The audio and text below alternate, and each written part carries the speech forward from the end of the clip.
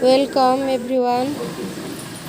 आसतु शिखा कांदिया पानी दिया गुआल खटा संपूर्ण नुआ रेसिपी। यहाँ मो बो हाथर कांदिया पानी दिया गुआल खटा।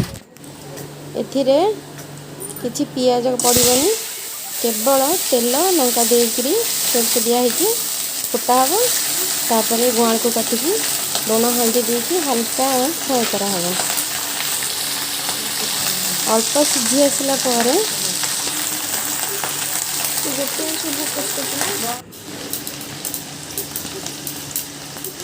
सोरिष जीरा लंका रसुण पेस्ट करके एथरे दिया हबो।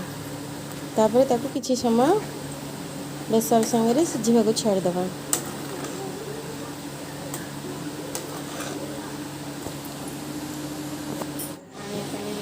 किछि समय सिझी गला परे फ्रेश कांदिया आनिकी तार चोपा छड़े दवा। प्रथमे मु प्रथम करिकी एथिरे भॉइस दउची, भल लागिवो कि नहीं मु जानिनी। फिर भी देखिए केमती लागुची कहबे।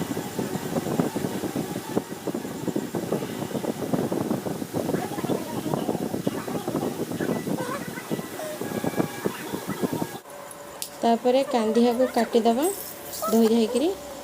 तापरे गोटे सुखिला प्लेट रे कांदिया को भल कि चिपुड़ी देकी ता पानी बाहर कर दबा।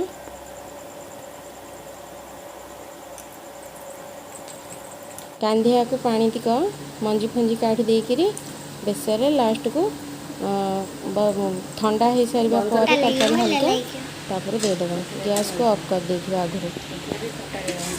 गैस को जब जल गए तो बेसरटा पिता हो तेणुक गैसटा बंद करदेबा।